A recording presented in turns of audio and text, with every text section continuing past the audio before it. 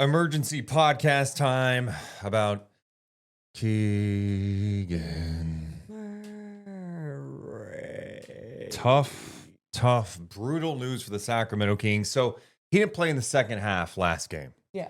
And Preseason. So, it's preseason. They said left thumb, and you're like, well, maybe it's precautionary. Yeah. No, we learned today the Kings have announced that an MRI revealed a torn ulnar collateral ligament of the left thumb.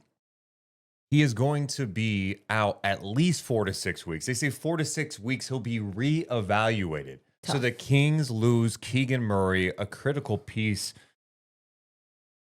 Where do we start with this, Morgan? This is a significant loss for Sacramento. And we, like last podcast, we were like, hey, man, if there's one guy you definitely don't want to lose, it's Keegan Murray, because you don't have a lot of great options and depth behind him. That is why we were talking about it, though. We weren't just talking about it because he's supposed to be one of the best players out there on the floor that can get it done on the offensive end and the defensive end, especially the defensive end, where it seems like the team as a whole lacks on that end of the floor. So, yeah, that part is tough. But then how the roster is constructed, really makes me feel hopeless in this moment. Not like hopeless for the entire season or anything, but it's just, we were literally talking about, okay, well, if Keegan was out and for some reason he was hurt, who do you put in there next? And we didn't even have an answer for it. And do we have an answer today, as this is now our reality on a Sunday? Well, Doug Christie talked about the loss of Keegan Murray. It's tough because Keegan has size, strength, athleticism, and he shoots 40%. Like, I think everyone's looking for that. So we don't have, we have a couple different guys that could maybe equal Keegan, but we don't have Keegan. So replacing it is definitely difficult, but there are guys have other strengths, so it's going to be maybe a night-to-night basis. We don't know. We have to let it play out and see. So I think most fans get it. Like, this guy has the ability to defend multiple positions. We've seen it, I think, even the start of the preseason. He just looks stronger. His defense has been outrageous, and to lose him to start the season is awful for Sacramento. Their schedule's brutal, too. Like, we talked about the schedule. They play Denver, Minnesota, and OKC 9 times before Thanksgiving. He may not even be back by then. There's so many things, so many angles you can go with this, too. Even the start of a season where this team felt like going into training camp and media day, like everyone was on the same page. Like, their mentals were good, right? They all understood what type of roster and what type of team they were going to be this year. So what they do need to accomplish out there. Now, we didn't see it the first 2 preseason games, but not to say that we weren't going to see it at all. But he's a main part of what we were trying to see grow and evolve, especially with this starting unit, that does not have a lot of defense in it already. Yeah. And you lose your best defender, if not one of your best. Like, I would say, I'd say Keegan's the best defender on the team. Keon's up there too. Yeah. But Keegan, like, his versatility on that end, his size, it's a significant loss. And, he had big goals to be most improved, get to 40% 3-point shooting. Not to say he can't achieve those goals still, but like, this is a huge setback, not only for him, but for the team, as they're trying to be competitive in a Western Conference that's absolutely stacked. Yeah. So what the hell are they going to do? Doug Christie, what do you think? The next few days, we're going to try a couple different things, look at a couple different things before we dive into it. Then, even with that being said, we have 2 preseason games left, so we still got some time. And then after that, we got practice days. So I wouldn't read into anything that you see, but, you got to experiment and see what different combinations of guys and what have you. I think that you get a look at our roster, you can kind of get some ideas. There's smaller size, there's bigger size, there's defense, there's rebounding, and we'll see where we're at when it all is said and done. So is that practice today? And DeMar DeRozan mentioned that Maxime Reynaud, who was wearing like a black jersey, like the starters, was getting some opportunity there. But as Doug was just saying, like, they're trying to figure this out. And, I'm trying to go, like, what's the best option? I think some people go, hey, Isaac Jones. Okay. Okay, I mean that is an option. It is right? an option. From a spacing perspective, not great, right? Because Not he's amazing. not stretching the floor, and so you kind of think of where the Kings are at. You need someone to space the floor, right? But you also need size, and so okay, that's problematic.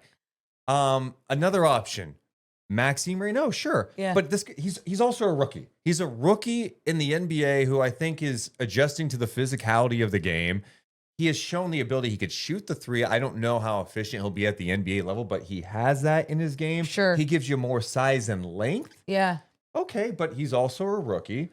You could go small. You could go small, put DeMar at the 4. That's what I was going to ask. You can either go Neat Clifford, Okay. another rookie, again, just throwing him into the fire. Hey, why not?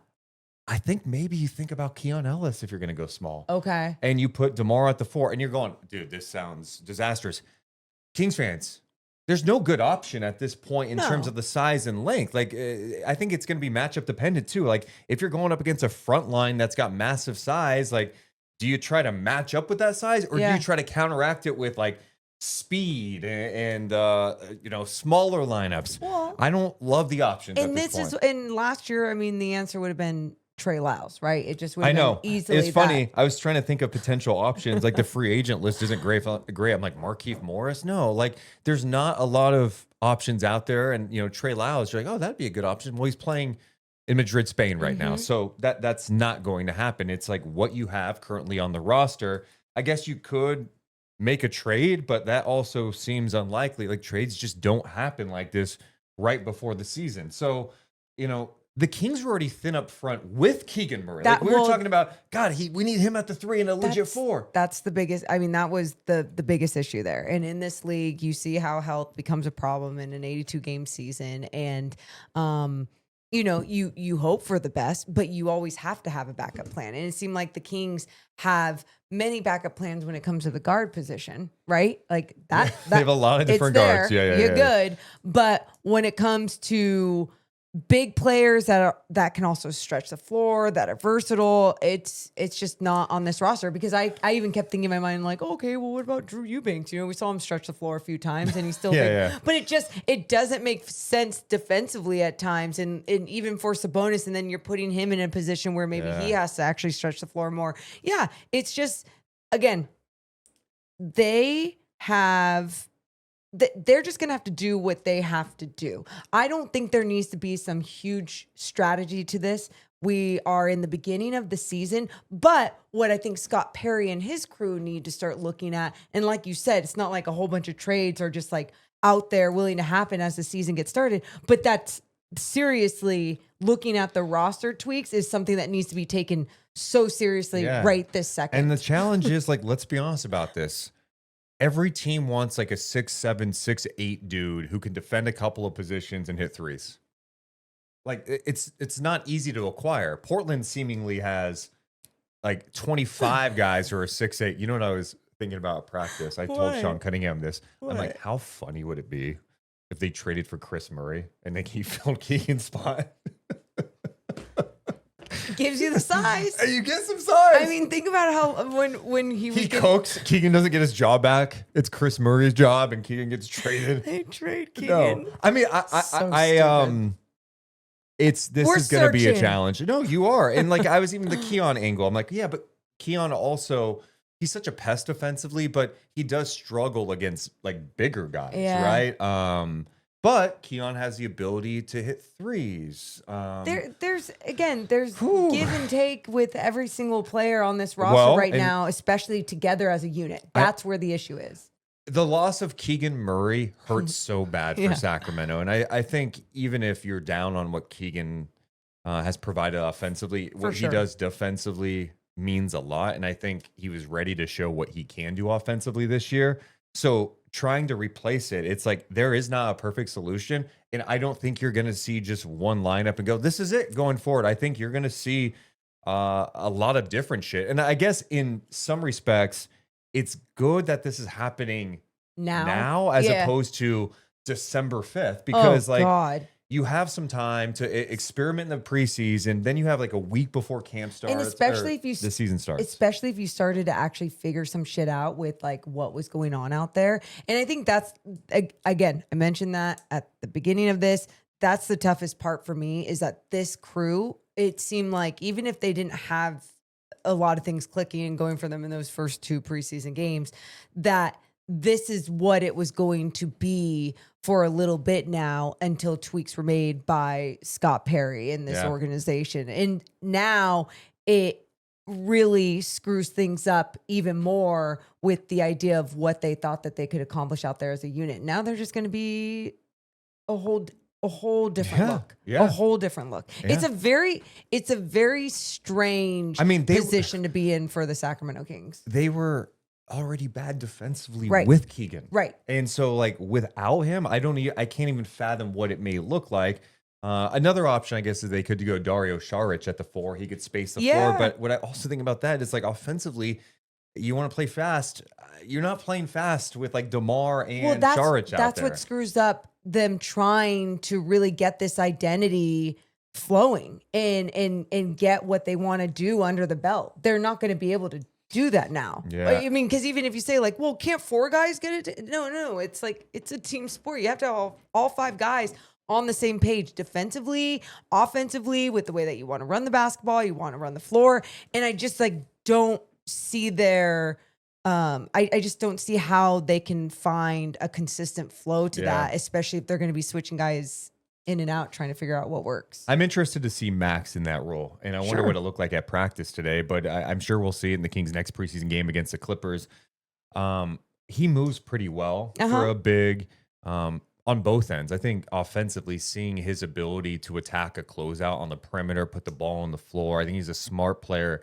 The thing that's jumped out to me in the first 2 preseason games and some of the summer league is like, he's just got to get stronger, and that's a theme for younger players. Like he's got to be able to take those hits to the chest when guards are attacking downhill. Like the Raptors game, I think I pointed out to you, like Grady Dick went right at him and scored, and you need him to be able to take that shot and contest at the rim. He's got good size and length. If he could develop consistency from 3, I feel like his 3 is a little weird looking. It's not only like a slower release than I thought, but there's like this little wrap when he has it, when he's like bringing it up. And I'm just like, that's where obviously the slowness comes in, but I don't know. It's interesting.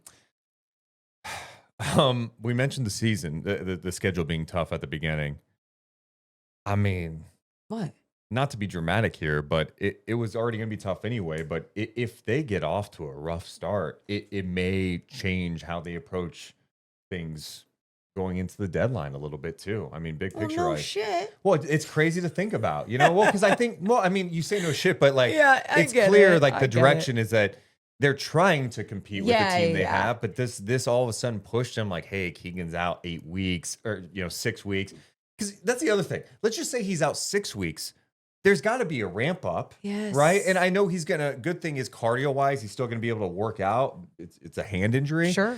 But there's going to be like a week and a half ramp up, I'm guessing. And then feeling your shot back, like feeling good. Getting comfortable. Wait, it's not with his shooting hand. The left That's what it was. He is left-handed, but he shoots right-handed.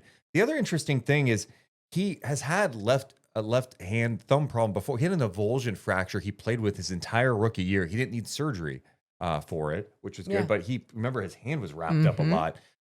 So yeah, it's just it's gonna take a while to get comfortable again. I mean, just had surgery today. So or did he? Or he's gonna have surgery? I don't know what the press release said. Either way, he's gonna be out for a minute, and this is gonna be tough. And I think some fans are going, well, in some ways, it may force the Kings' hands to approach things and maybe sell off some of the vets around the trade deadline. Yeah. So, Which, by the way, like sometimes these things could be push people to do things a little bit quicker, which could be a good thing, but also could be a bad thing. But I think where the Kings are today, any type of tweaks and change sound kind of good for this fan base, right? Doesn't it? I think it would just bring like newness, change, a different type of hope. Especially, again, we've only seen 2 preseason games with these guys trying to click, trying to come together, but it was against 2 teams that are so long, so big. And it was just like, oh no, This is tough. we can't. Yeah. Well, we can't do this again. Yeah. That's what I felt like the other night was And like, that was with Keegan. yeah, Yeah. So losing him obviously is maybe it gets things into gear. it's massive. It's a massive loss. And so these guys are gonna have to pivot fast. I mean, obviously the players on the floor and the coaching staff, they can't worry about like, hey, what moves could the front office make? Like you have to focus on the now and try to just piecemeal this together and make it competitive. And as things develop, we'll obviously be keeping everyone posted. And we still don't know like about his Keegan and a possible contract extension. Yeah, oh, so God. that's another thing. Oh, I mean, dear I God. imagine he'll be here long term, but there's just so many factors. There's so many factors. Let us Happy know- Sunday. Let us know what you think about this in the Spotify, the YouTube comments, wherever. Like, where do you think the Kings should go filling the void of Keegan Murray? What do you do with the starting lineup? What are you intrigued to see? Where do you go from here? Let us know in the comments. Hit the thumbs up and subscribe. Deuce and Mo, Deuce and Mo, Deuce and Mo. They tell you what they know. Deuce and Mo, Deuce and Mo, Deuce and Mo.